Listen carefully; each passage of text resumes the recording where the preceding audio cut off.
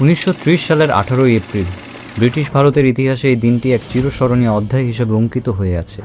মাস্টারদা সূর্য সেনের নেতৃত্বে একদল অকুতোভয় তরুণ বিপ্লবীর দল চট্টগ্রামকে ব্রিটিশ শাসনমুক্ত করার যে দুঃসাহসিক প্রচেষ্টা চালিয়েছিল তা ভারতের স্বাধীনতা সংগ্রামের ইতিহাসে চট্টগ্রাম যুব বিদ্রোহ নামে পরিচিত।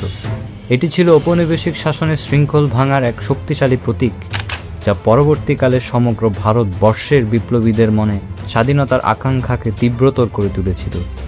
সূর্য সেনের সুপরিকল্পিত এই বিদ্রোহের লক্ষ্য ছিল চট্টগ্রামকে ব্রিটিশ শাসন থেকে বিচ্ছিন্ন করা, যা তারা সফলভাবে 4 দিনের জন্য বজায় রাখতে সক্ষম হয়েছিল। চট্টগ্রাম যুব বিদ্রোহের বীজ বপন করা হয়েছিল 1920-এর দশকের মাঝামাঝি সময়, যখন মহাত্মা গান্ধীর অসহযোগ আন্দোলন আংশিকভাবে স্থগিত হওয়ার ফলে বাংলার যুব সমাজের মধ্যে এক গভীর হতাশা এবং ক্ষোভের জন্ম নেয়। এই সময় রাজনৈতিক শূন্যতা পূরণের লক্ষ্যে একদল তেজস্বী যুবক অহিংসার পরিবর্তে সশস্ত্র সংগ্রামের পথ বেছে নেয়। মাস্টারদা সূর্য সেন, যিনি পেশায় একজন শিক্ষক ছিলেন, তিনি এই সশস্ত্র আন্দোলনের মূল কারিগর হিসাবে আবির্ভূত হন। 1894 সালের 22 মার্চ চট্টগ্রামের রাউজান উপজেলার নোয়াপাড়া গ্রামে জন্মগ্রহণকারী সূর্য সেন তার ছাত্রাবস্থাতেই বিপ্লবী আদর্শে দীক্ষিত হয়েছিলেন। বহরমপুর কলেজে পড়াশোনা করার সময় তিনি অনুশীলন সমিতির সংস্পর্শে আসেন এবং পরবর্তীতে চট্টগ্রামে ফিরে এসে যুগান্তর দলকে সক্রিয় করে তোলেন। তার নেতৃত্বে চট্টগ্রামের বিপ্লবীরা নিজেদের Indian Republican army Chittagong branch হিসাবে পরিচয় দিতে শুরু করেন, যা আইরিশ রিপাবলিকান আর্মির বৈপ্লবিক আদর্শ এবং 1916 সালের আইরিশ ইস্টার রাইজিং থেকে গভীরভাবে অনুপ্রাণিত ছিল।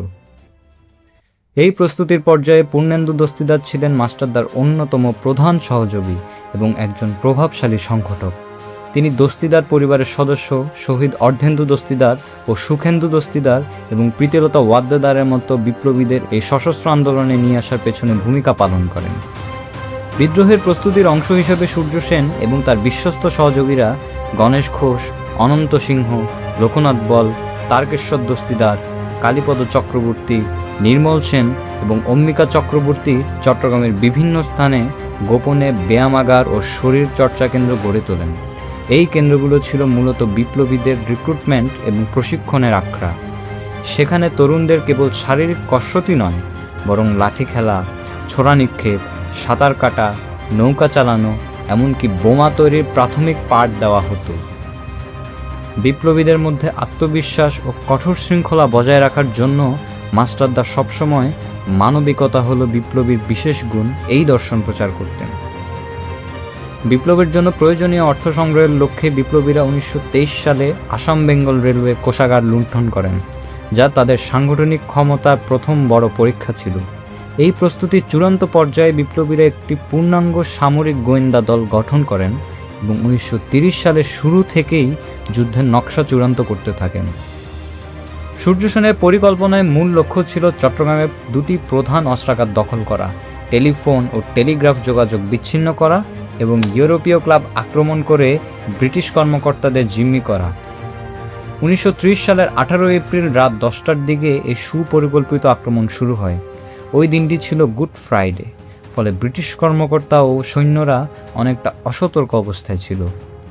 গণেশ ঘোষ এবং অনন্ত সিংহের নেতৃত্বে একটি দল দামপাড়ায় অবস্থিত পুলিশ অস্ত্রাগার আক্রমণ করে এবং বিপুল সংখ্যক রাইফেল এবং মাস্কেট দখল করে নেয়। অন্যদিকে লোকনাথ বলের নেতৃত্বে 10 জনের একটি দল পাহাড়তলিতে অবস্থিত অক্সিলারি ফোর্সেস অস্ত্রাগার আক্রমণ করে। অস্ত্রাগারটি নিয়ন্ত্রণ নিতে সক্ষম হলেও একটি বড় সমস্যার সম্মুখীন হয়।